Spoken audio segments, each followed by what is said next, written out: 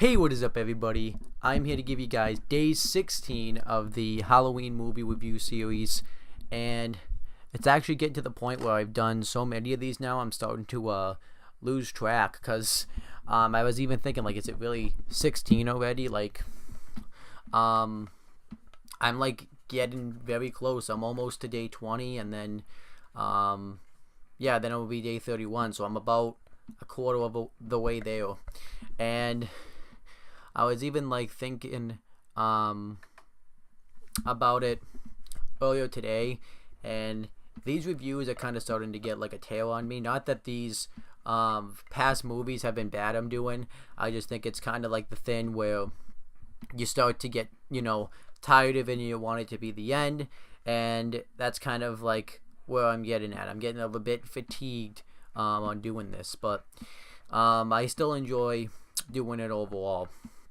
So now on to the next one is Saw 4, and yes, they made another one, which was actually a surprise, because you would have thought that after 3, especially with the ending of John Kramer dying in the end, you would have thought that it would have been over, but they found a way to keep it going. They had kept it going for another 4 movies after this, and then obviously you have the one coming out in number 8. So I'm just gonna get right into this one. It was directed by Darren Lee Bousman once again. It was produced by Mark Berg, Greg Hoffman, and Orrin Coles. And obviously this story was written by Thomas Fenton, Marcus Dunstan, and Patrick Melton. And this story was based off the idea of James Wayne and Lee Wayno, and this movie was the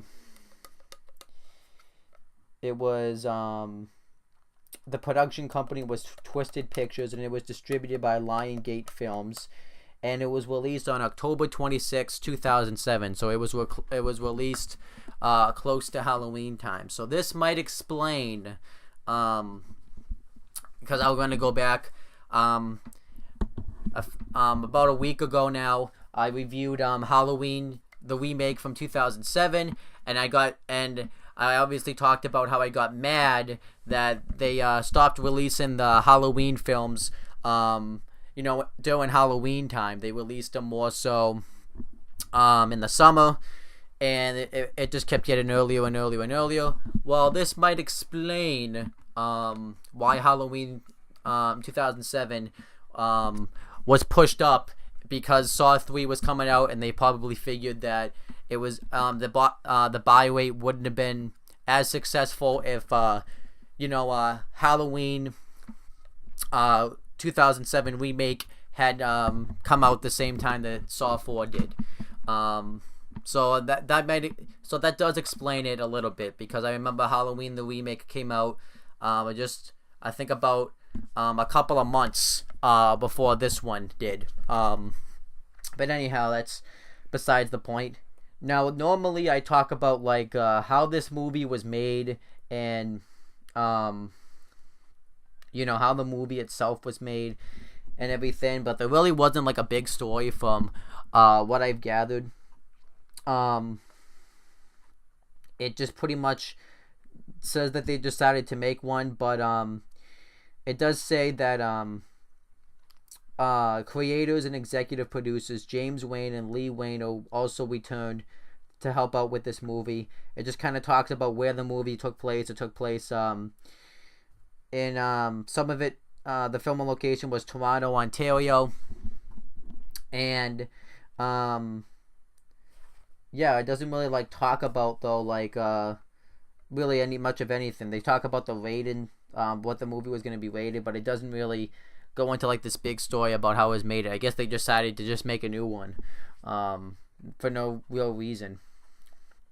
But the movie had a $10 million budget, which I think is the highest budget so far out of the 3. Well, I guess this would be the 4th. So I think this is the highest. This movie has the most budget going into it. Doesn't have the most box office draw though. So the movie, I'm just gonna get right into talking about the movie itself. The movie starts off with a autopsy being done for John Kramer, and they're pretty much cutting him open. And this is after the events that took place during the third film. And everybody know, if everyone's seen that review, you know what I'm talking about. And then when they cut open to his stomach, they find a tape that John had eaten, and it was pretty much asked to go right to Detective Mark Hoffman, and Detective Mark Hoffman listens to the tape, and Jigsaw is telling him that pretty much saying that just because I'm dead now doesn't mean that my work is over. My work has only just begun. And I thought I thought that it was a great line, and it was a great opening to the film. And then it cuts to these two guys, who we find out are Alt, Blank, and Trevor, and they wake up into one of Jigsaw's games, and Trevor has his eyes sewn shut so he can't see, and Alt has his mouth sewn shut so he can't communicate with them, and they're strapped to this contraption that's just gonna cut him open, and Alt has to get the key to release himself from the chain, and he has to get it from Trevor, and they have like a big fight scene over the key, and eventually Alt kills Trevor, and he's able to get the key and release himself, and because he was bleeding so much that he ended up get it on his mouth got unsewn. So I thought that was actually a good scene right there. And I actually didn't mind this scene, but it didn't really explain who these characters really were, and I wouldn't have complained about it as well. It didn't really explain who Trevor was, but Alt Blank, they kind of explain who he is later on in the movie, but it didn't really explain who Trevor was, and it didn't really explain like why they were in this game to begin with. It just kind of threw it out there, so I didn't really care for that part too much.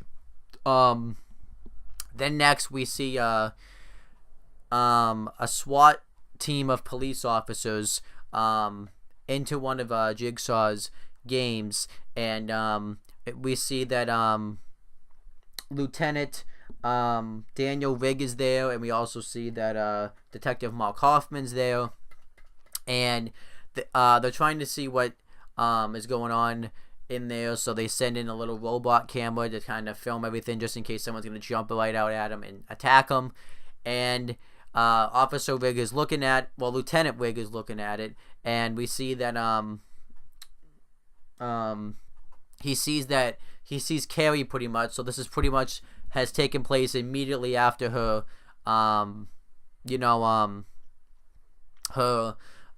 game happened. So Officer Rigg panics, and he breaks down the door, and he's just upset that he wasn't able to save her in time. He felt like he could have done something, and he feels guilty.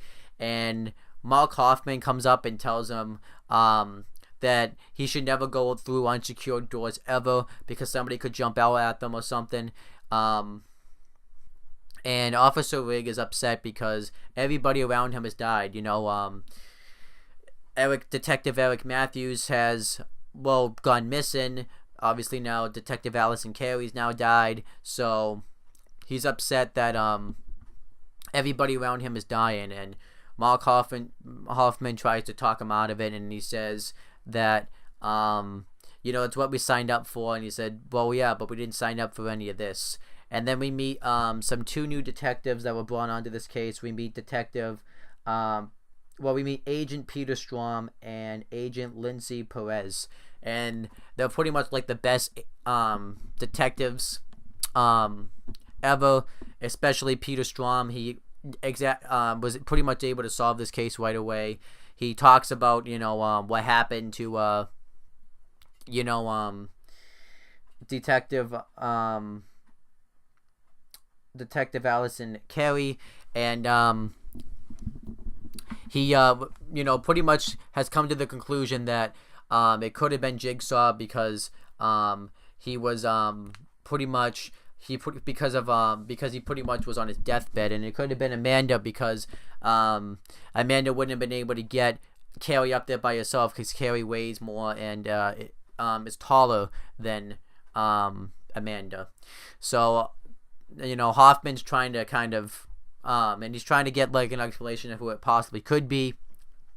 So then the next scene is we see Hoffman, and he's talking to the girl. We find out her name is Joe Tuck, and this was the girl that Jigsaw was having a flashback about earlier in the third movie. So we find out pretty much that this was his wife, and he's trying to ask her questions about the whole Jigsaw case, and Officer Riggs is watching it, and Detective Hoffman pretty much tells him that Officer Riggs just needs to start to let this go. He's starting to let this whole Jigsaw thing get to him. He's starting to become obsessed with it. So he tells him to take a vacation, and Officer Riggs doesn't want to because he wants to find Eric. He also feels like that he should have saved Detective Carey. So then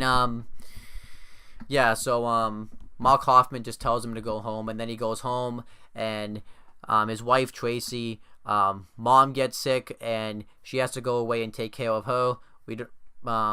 So he stays behind because obviously he still wants to stay behind because of everything going on with Eric and everything. And then Peter Strom and Agent Perez are trying to figure out the Jigsaw case back at the office. They were suspicious about the fact that Officer Riggs was watching the tape, and he was actually interested in learning about it. And then one of the detectives comes up and tells Hoffman that pretty much one of the nurses was taken from the hospital. And it was obviously, if you've seen the third one, it was nurse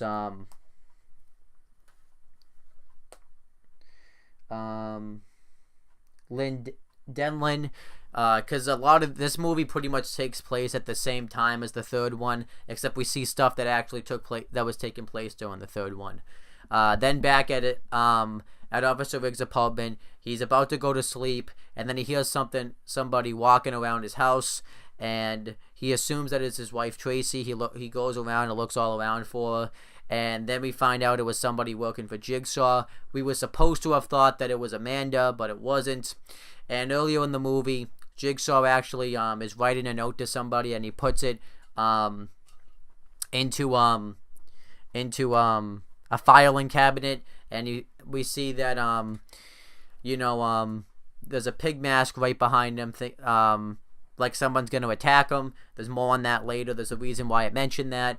And when Officer Riggs wakes up, he finds out that that his apartment's pretty much been messed with. They put a bunch of pictures in there, and we find out that he has to play a game because he talks about how he's always been obsessed about saving everybody. That was the whole story behind Officer Riggs, as he just can't get over the obsession. He feels like he needs to save everybody. So Jigsaw is testing him, and he has to, do a series of tests that's going to help him lead him to Detective Matthews and Detective Hoffman and Detective Matthews, and he has like 90 minutes to get to him. So we thought anyways. Detective Matthews is hanging off on a block of ice, and if he falls, and if he slips off this ice, this will cause Detective Hoffman to get electrocuted, and he has like 90 minutes before the ice melts.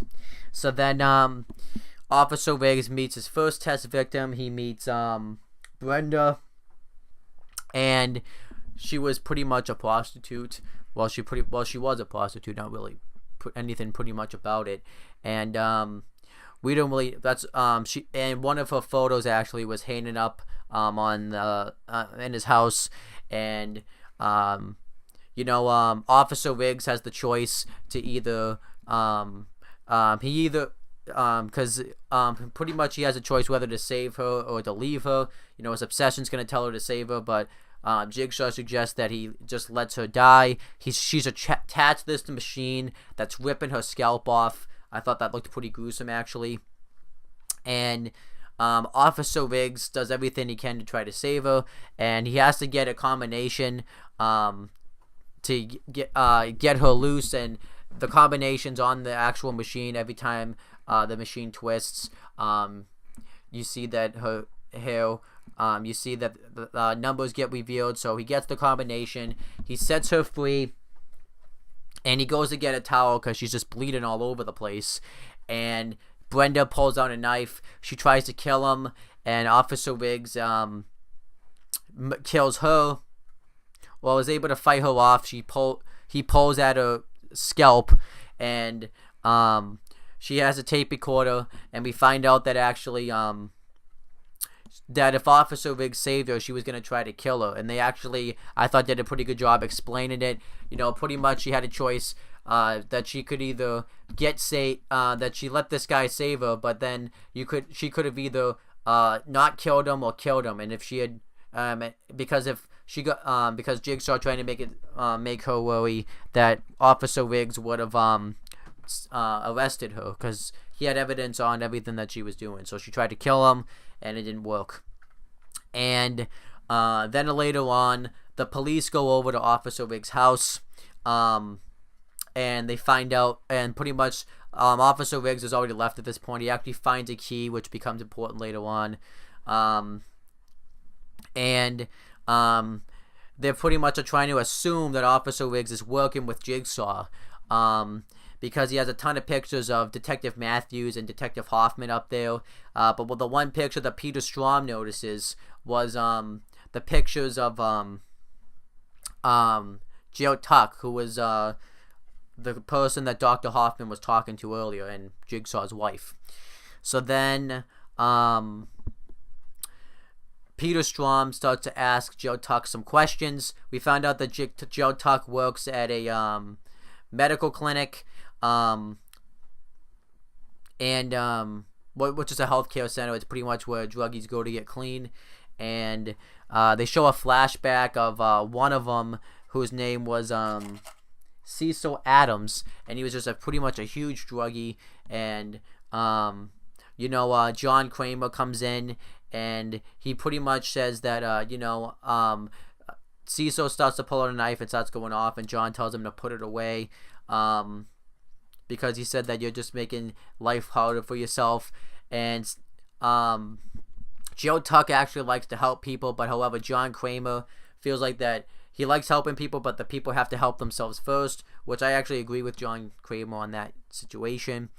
So then the next scene, believe the next scene was Officer Riggs goes to throughout this time, Peter Strahm, I don't know if it happened at this point, but Peter Strahm was just pretty much asking Joe Tuck a bunch of questions. I don't know if this had happened yet in the movie, but we had found out pretty much that Jigsaw, John Kramer planned everything out to the last minute, and he actually had built a room himself, and he had built a building, and we didn't really know what he was going to do with this building, even though we kind of knew because it was more of a flashback. But we also find out that she was pregnant, and how Jigsaw planned out every little thing that was going to happen, which I liked. And we actually found out that Cecil Adams, when Joe Tuck was leaving for work and John Kramer was waiting to pick her up, he actually broke into the hospital so he could get some drugs. And when he opens the door to get out, he opens the door onto Joe Tuck's stomach, and this causes her to bleed, and her baby starts to get in danger. So John Kramer takes her to the hospital. We pretty much find out that the baby doesn't make it, and John Kramer gets upset. Joe Tuck's upset because she just wanted to help these people, and then John Kramer repeats like, but they have to help themselves. And then obviously it kind of led us to back to the story. This you could slowly saw that John Kramer was starting to change. The lawyer comes over, which we find out actually was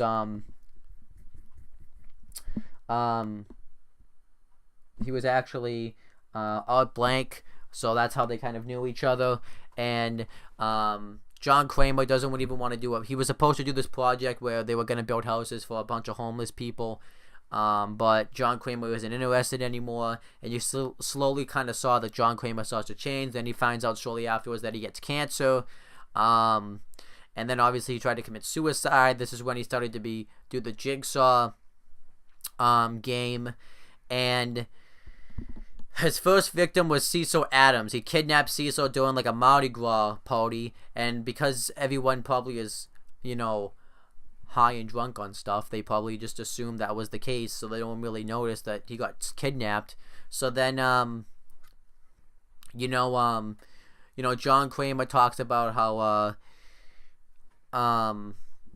and pretty much he tells him about his game. John Kramer tells him that he has to, he's being cut by he's strapped to a chair, and there's knives sticking out that's cutting his wrist and his legs, and he has to put his face into these other razor blade knives that will just destroy his face, and if he doesn't, he'll pretty much just bleed out and die. And he's able to successfully do this, but then he tries to charge at John Kramer. John Kramer moves out of the way, and he falls right into a bunch of barbed wire. Then we see that John Kramer has designed this glass box with a bunch of shattered glass in it. That doesn't get utilized in this film, but it will get utilized in the next film. Spoiler alert. And then continuing back with Officer Rick's game. So Officer Riggs goes to a cheap motel. It was probably the cheapest motel you ever would see, and he goes into the room 16, because that's the key that he got, and he finds his wife, and he says that you should have gone, and on the back of the picture he says he should have gone with her.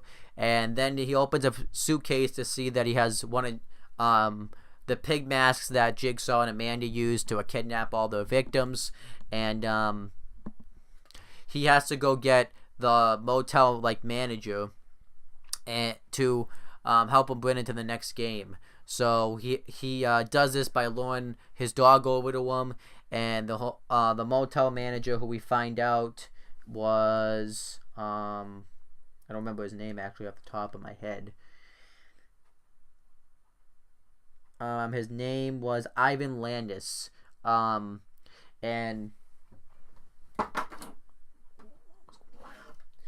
pretty much he holds a gun to him, and he forces him into a room where he has a bunch of pictures where he's pretty much raped and viciously murdered women. He pretty much ties them to the bed with their mouth closed, and he rapes and murders them.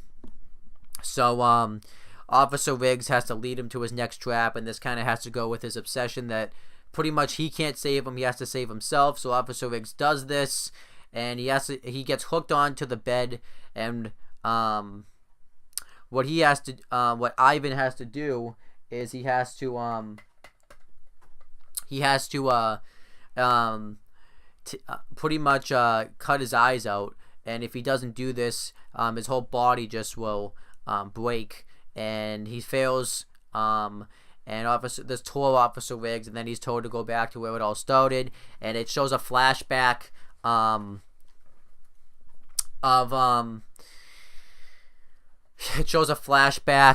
Officer Riggs at a school, and we found out that pretty much I don't exactly know how they were related, but the principal and wife of the people in this school pretty much were hurting a little girl, and also the guy Mark was hurting his wife. I don't remember her name off the top of my head, and she doesn't say anything about it. So the guy puts his hands on Officer Riggs, provokes him. Officer Riggs beats him up, and Officer Riggs is going to be taken to court for this. And Detective Hoffman's with him, and also Alt Blank was actually his lawyer, so they were going back and forth, talking about how they could be sued and everything. So this kind of started like Officer Riggs' obsession of wanting to save everybody, so I thought it made sense to have him go back there. And we also found out that Alt Blank was actually, they actually bring this back up because later on Alt Blank was a mystery person who was actually conducting this Saw game. And we find out that, when he takes off his thing, we find out, like his hood and hat and everything, we find out that it was actually, and him and Hoffman actually make face-to-face contact with each other. And as this happens to Alt Blank is, we find out that also Detective Matthews was pretty much being treated like a prisoner. They have him get into a jumpsuit, and I thought that was very fitting because he always, causes, he always, planted drugs and stuff to, on his people that he's arrested, so I actually kind of thought that made sense.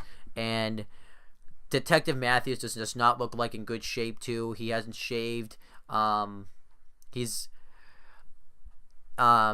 weighs more than he does, and he has a leg boot now. He has like a walking boot now. So I actually didn't even. It's actually the same actor. Not you wouldn't believe it, but it doesn't look like him at all. Actually, like it doesn't even look like Donnie Wahlberg. It completely looks like a different person. I didn't think it was the same person actually.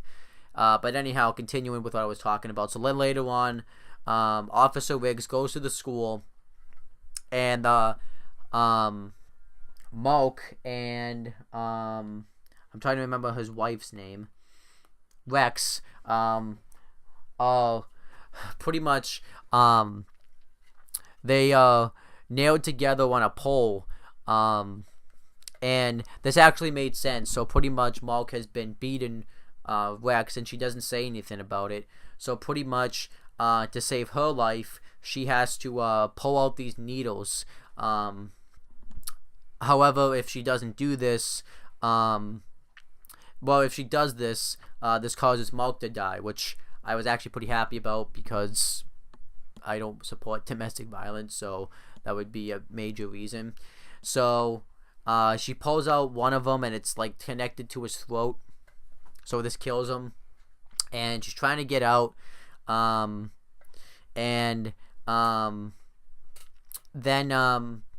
Officer Riggs has the choice whether he wants to save her or not, and he chooses to save her, and then he gets a message saying to go home, and throughout this time he got a big G, and that G was actually the company where that John Kramer had built. And it's pretty much Jigsaw's workshop. So Officer Riggs goes there, and as this happens, Peter Strom and Agent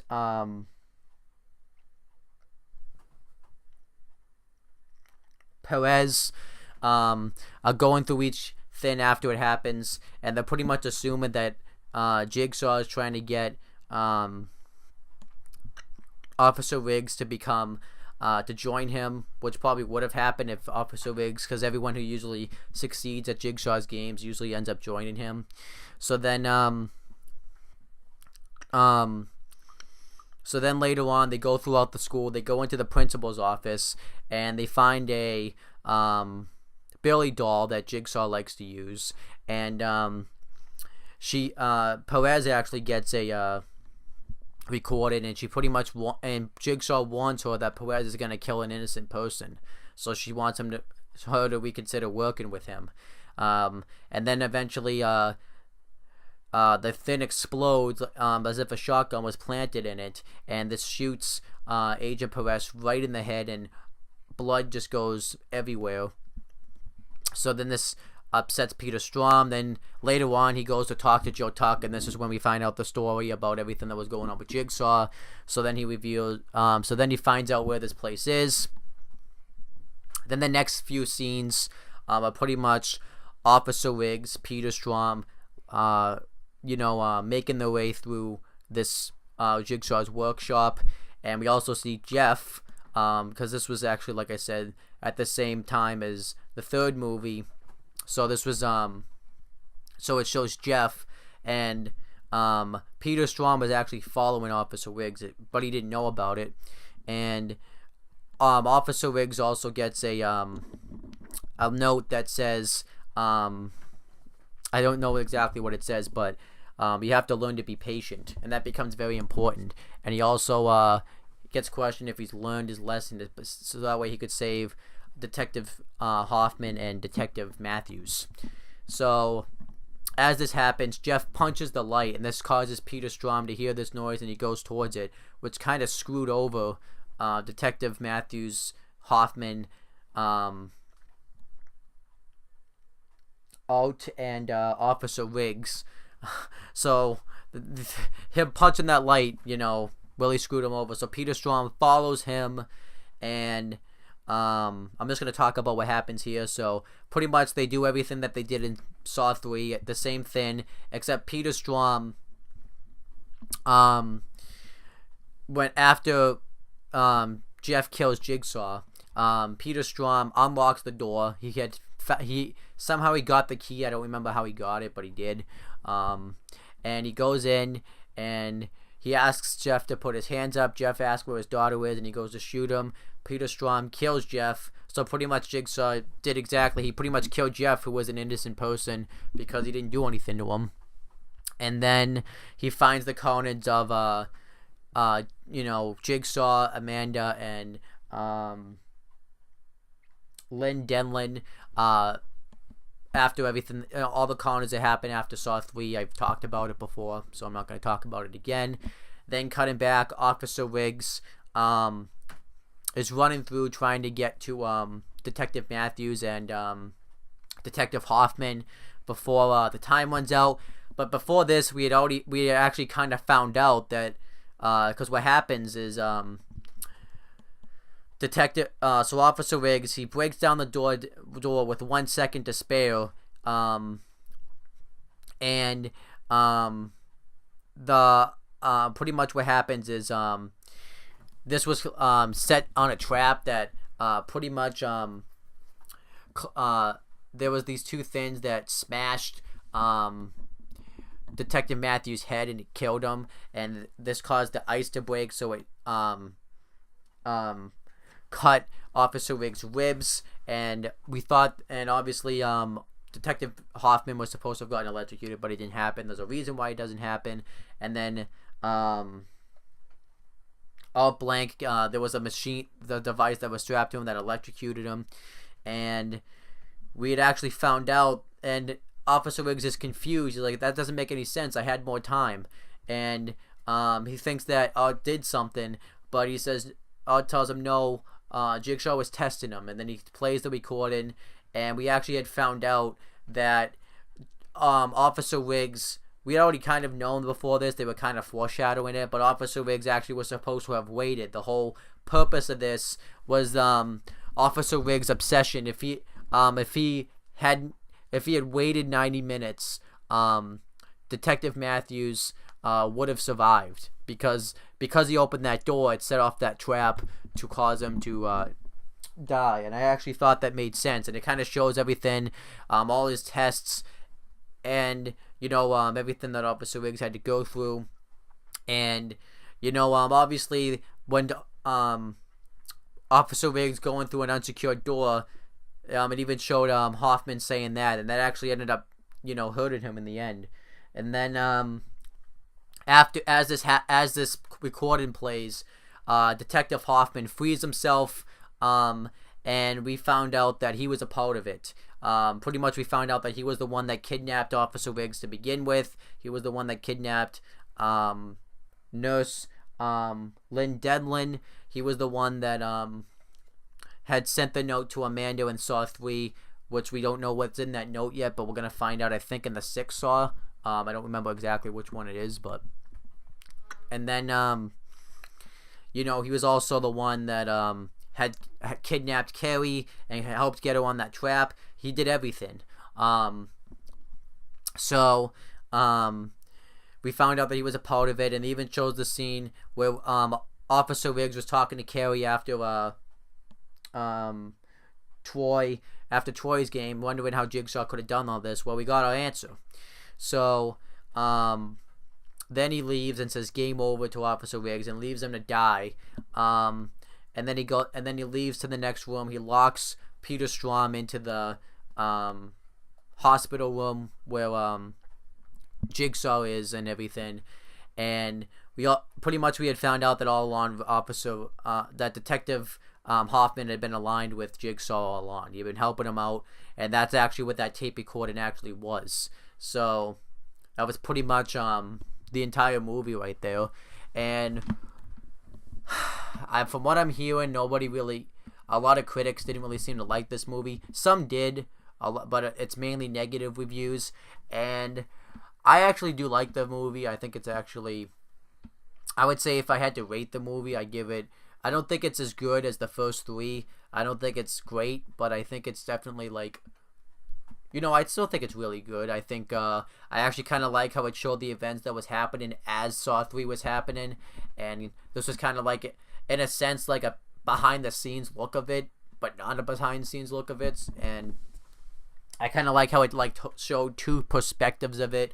I like some of the characters in this movie, like Hoffman. Who else do I like in the movie? Jill. Obviously, Jigsaw. We got kind of like more of a background story around Jigsaw. I will admit, the flashbacks were a little much. They went over the top, I thought, with the flashbacks. Did they really... it was kind of a little bit ridiculous, but... I liked the flashbacks. And again, what I liked about Saw 4, everything had a reason for happening. Everything had a purpose. I did like that about the film. I also liked some of the deaths in this movie. And there was something else I liked in this movie. Oh, and Officer Riggs, his whole trial, he actually learned something. Overall I liked it.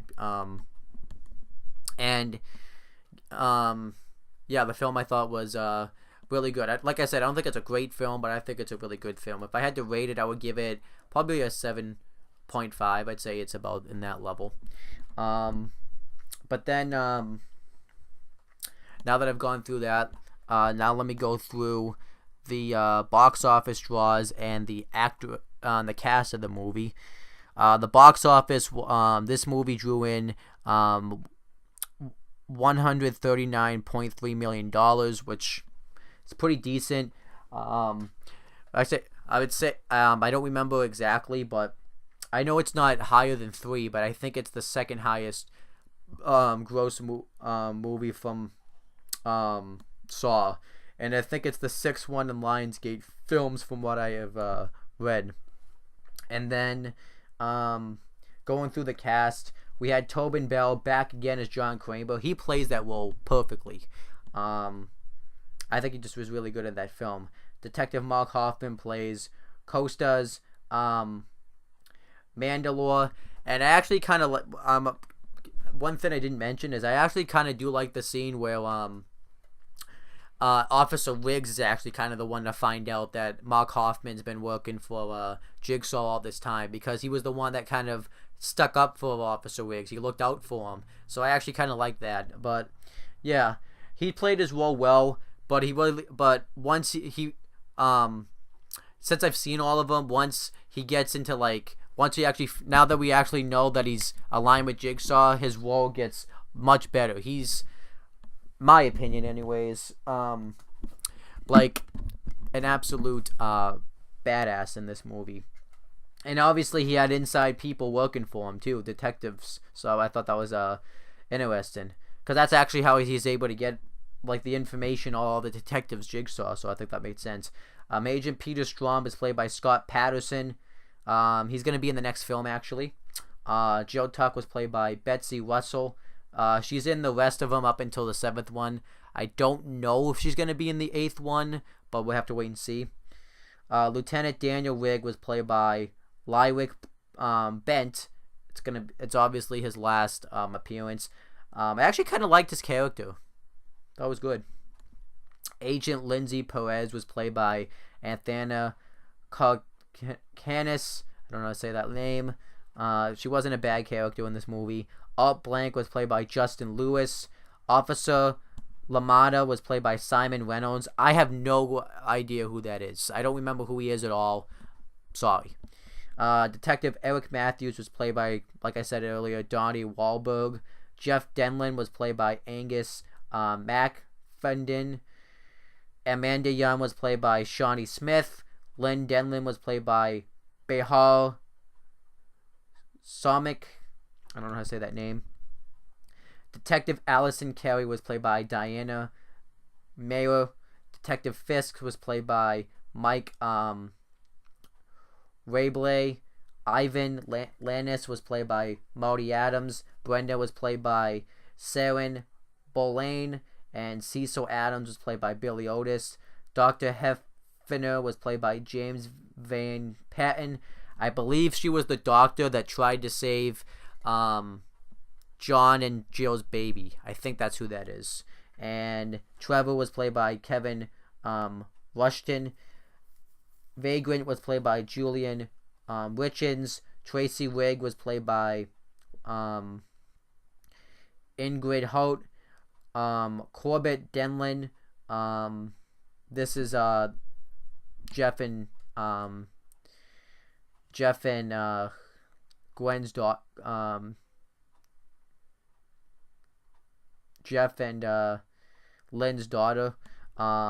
She's not in this movie at all, so I don't even know why they mentioned it, but it was played by Liam Wilson. Morgan was played by Janet Land. Rex was played by Ron Lee. Gus Colliard was played by Tony Napo. Addison Corday was played by, I don't even remember who that is, but Emmanuel Volger. Oh, this is actually going back to the second stuff. Michael Marks was played by Noam Jenkins. Paul Stalberg was played by Mike Butters. Troy was played by Jay LaRosse. And Donnie Greco was played by Orman Colas. Some of those actors aren't even in this movie, so I don't even know why they were brought up. But yeah, so overall, that's my review of Saw 4. I will be back tomorrow to do day 17 of the Halloween movie review series, where we'll be reviewing Saw 5. I haven't seen Saw 5 in a while, so it's going to be interesting to see what I think of it. But that's pretty much it, guys. Thank you guys for watching this video. Please make sure you guys like, comment, and share this video so people will watch it. Make sure you guys subscribe to this channel for more content, and click on the bell so that way every time you upload a video on this channel, you guys will get the notification for it. And make sure you guys do the same thing for my CM Brothers channel. And that's pretty much it, guys. Talk to you later.